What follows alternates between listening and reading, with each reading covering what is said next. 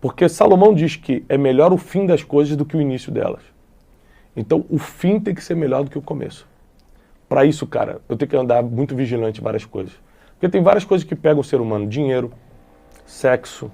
É difícil dizer não para o dinheiro, é difícil dizer não para o sexo, é difícil dizer não para algumas coisas que vão fazer a gente terminar mal. Certo. E aí, já pensou em ganhar muito dinheiro com um canal de corte igual esse daqui que você está assistindo? No primeiro link da descrição temos um aulão para você que quer começar um canal de cortes e faturar muito aqui na internet. Também teremos planilhas que irão te ajudar na hora de organizar a produção do seu canal. Tá esperando o quê?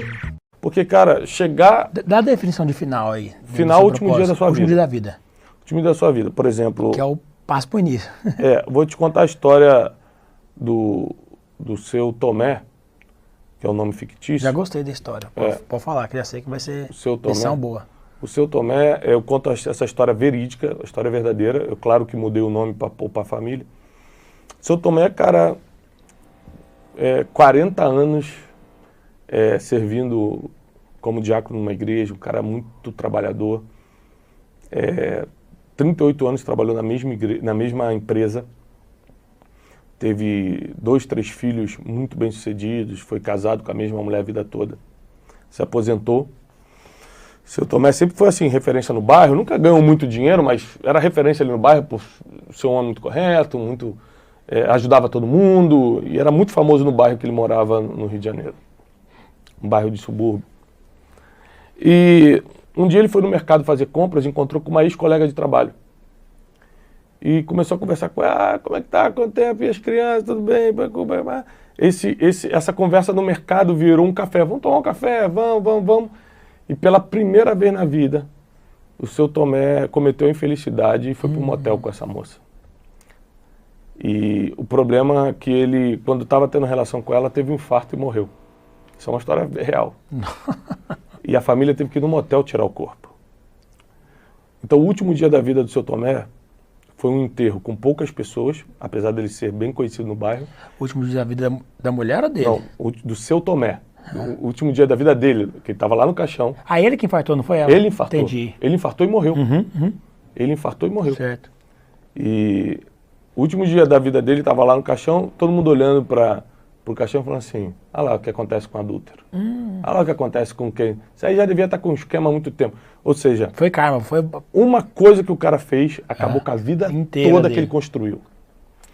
Porque Salomão diz que é melhor o fim das coisas do que o início delas. Então, o fim tem que ser melhor do que o começo. Para isso, cara, eu tenho que andar muito vigilante em várias coisas. Porque tem várias coisas que pegam o ser humano. Dinheiro, sexo. É difícil dizer não para o dinheiro, é difícil dizer não para o sexo, é difícil dizer não para algumas coisas que vão fazer a gente terminar mal. Certo. E detalhe que a Bíblia não proíbe nenhuma dessas coisas, só que tem timing e lugar. Para cada uma delas. Para cada uma delas, exatamente. Então, se você errar no timing ou errar no lugar, você pode criar um problema para o seu fim. E viver esse destino não é garantia de falta, não é garantia que não vai ter problemas, é garantia que a gente vai chegar inteiro. Eu sempre falo o seguinte, não dá para escolher como nem quando a gente vai morrer. O apóstolo Paulo morreu decapitado em Roma. Pô, um dos maiores heróis da fé morreu, cara, de uma forma que ninguém quer morrer. Martin Luther King Jr. morreu aos 39 anos tomando um tiro no pescoço. Ninguém quer morrer assim, ainda mais aos 39 anos. Não dá para escolher como e quando. A tragédia não é quando você morre do jeito que você morre. A tragédia é você não ter deixado nada, você não ter construído nada. Tem que estar sempre preparado para morrer, então. Todos os dias. A pessoa que não consegue pensar na morte, ela também não pensa na vida. Total. Entendeu? 100%. Ela vai só vivendo. Vivendo. Justamente pelo medo de pensar no fim, ela não consegue pensar na vida. Onde é que está escrito isso? Davi. Davi fala lá em Salmos, ensina-me a contar os nossos dias. Ou seja, me ensina como eu perceber quando está chegando o meu tempo, a fim de que eu alcance um coração sábio. Então a sabedoria vem quando eu falo o seguinte, cara, eu tenho 42 anos, se eu manter a saúde, não der nenhum rolo, não tiver nenhuma doença surpresa, eu consigo viver mais 30, mais 35. Então eu tenho 30, 35 anos para determinar tudo na minha vida. Meus filhos vão ter 40, entre 30 e 40. Eu vou pensando em tudo isso. Como é que vai estar ministério, como é que vai estar minha família, como é que vai estar... O que eu preciso fazer hoje, onde eu não posso errar agora. Mas se Deus me der só mais 10 anos, se eu morrer com 52, aí eu tenho que pensar também, cara. Certo. Minha filha mais velha vai estar com 23, minha mais nova vai estar com 13. O que eu vou deixar para ela? Qual é a base que eu estou deixando? Então, o tempo todo eu vou contando meus dias. Eu penso também, pra caramba. Eu vou pensando meus dias para quê? Para que eu tenha um coração sábio. Então, por exemplo, se você arranja uma... Eu sou um cara de sangue quente. Ao contrário do que as pessoas pensam, porque eu falo de inteligência emocional. Mas se você arranjar uma briga comigo agora, eu não vou entrar na tua... Meu sangue vai esquentar. Mas eu não vou entrar. Por quê? Porque eu sei que eu posso morrer amanhã e eu não quero ter inimigo nenhum, mano. Eu quero ter amigo. Inimigo, sem você fazer nada, você já tem. Já arruma. Ainda mais criando. Então, cara, quando eu penso no meu fim, eu consigo calcular minha vida. Não quero. Briga eu não quero, não. Total. Cara, eu penso no meu fim e penso no fim das pessoas que estão próximas a mim. Eu vejo muita gente em crise porque perdeu os pais e tal. E eu já falei várias vezes, abertamente. Se meus pais morressem hoje, pra mim estaria tudo bem.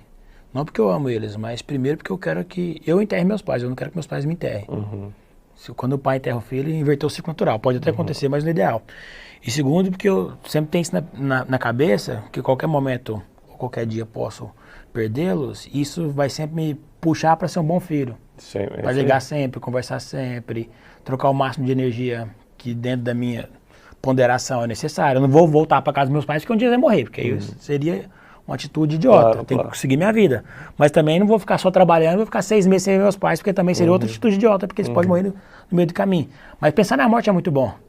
E eu uso isso muito para pensar na morte, para fazer coisas que eu não tenho coragem. Eu tinha muito medo de falar em público, Thiago, muito. Hoje eu vou para palestrar e amo. E me desenvolvi bastante nisso. Tinha final de semana que eu fazia 9 palestras no final de semana, 3 sexta, 3 sábado, 3 domingo. Isso para me desenvolver a falar. Deixa eu só para vai lá. Rapidinho. Tem muita gente que não pensa na morte porque acha que vai atrair a morte.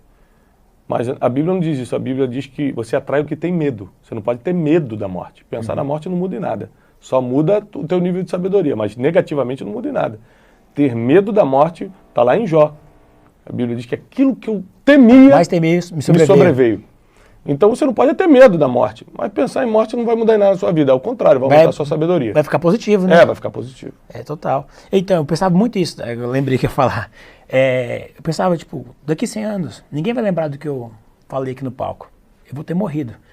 Então, quando eu tinha vergonha, eu tinha medo de algo, eu falei, vou fazer porque eu vou morrer mesmo um dia e daqui 100 anos isso ninguém vai lembrar, nem eu, já acabou. Então, era um gatilho que eu usava pro bem. Já que eu vou morrer, eu vou fazer. Mas não para ser idiota, para ser inconsequente, mas para perder o medo que estava me bloqueando de fazer algo positivo. Cara, a morte é muito bom. Você falando isso aí ficou muito mais claro para mim, muito mais nítido. Eu já pensei várias coisas sobre isso. O dia que eu morri, o dia que meus pais morrer. Se eu casar e ficar viúvo, eu já pensei várias coisas dessa forma. E nem se eu casado eu sou. Isso vai ser ter as atitudes certas no agora. Então, pensar no futuro e não viver ansioso, que é totalmente diferente, mas pensar no dia da morte te faz, você sabe no presente, você está preparado para o dia que isso acontecer, que pode ser amanhã, pode ser hoje, ou pode ser daqui 30, 40, 50 anos. Uma vez o comentário é meio polêmico, mas como não fui eu que falei, né, não vai ser tão polêmico. Mas um dia um amigo meu, muito bem sucedido financeiramente, é um cara lista Forbes, ele falou para mim o seguinte, cara, não pensar na morte é coisa de pobre.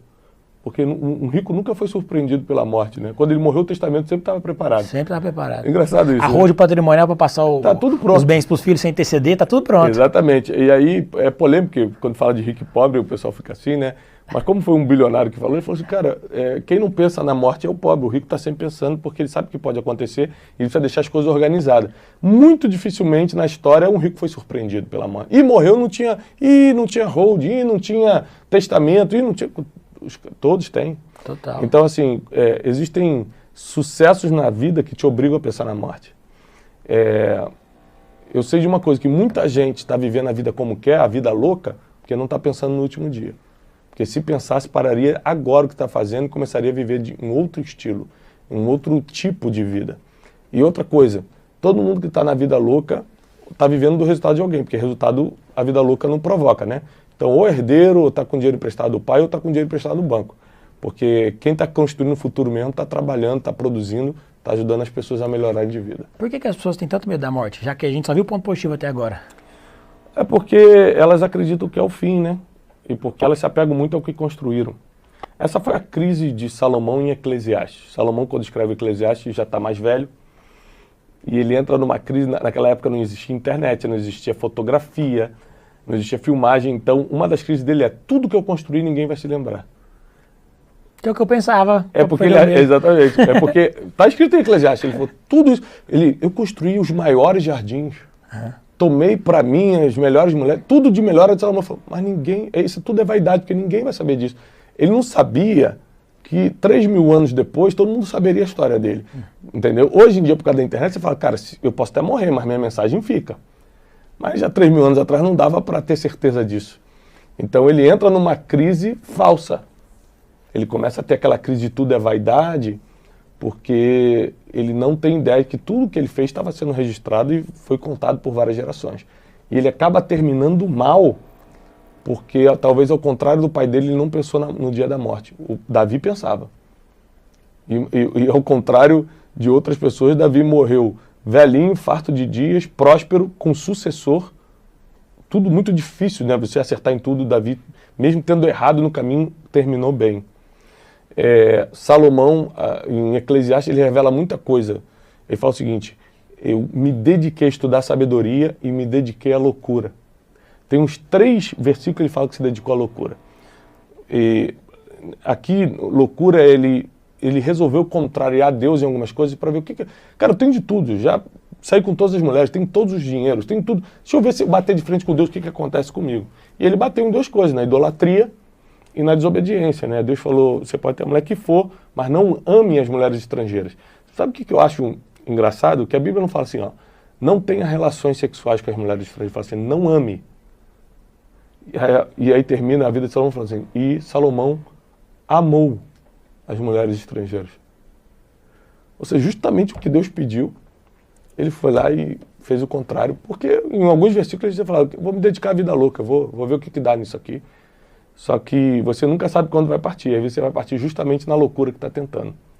Então, destino não é sorte. É o encontro das tuas decisões pessoais e diárias com um plano transcendental, com um plano divino que tem na tua vida. Se você casar tuas decisões pessoais com esse plano divino, a tua chance de terminar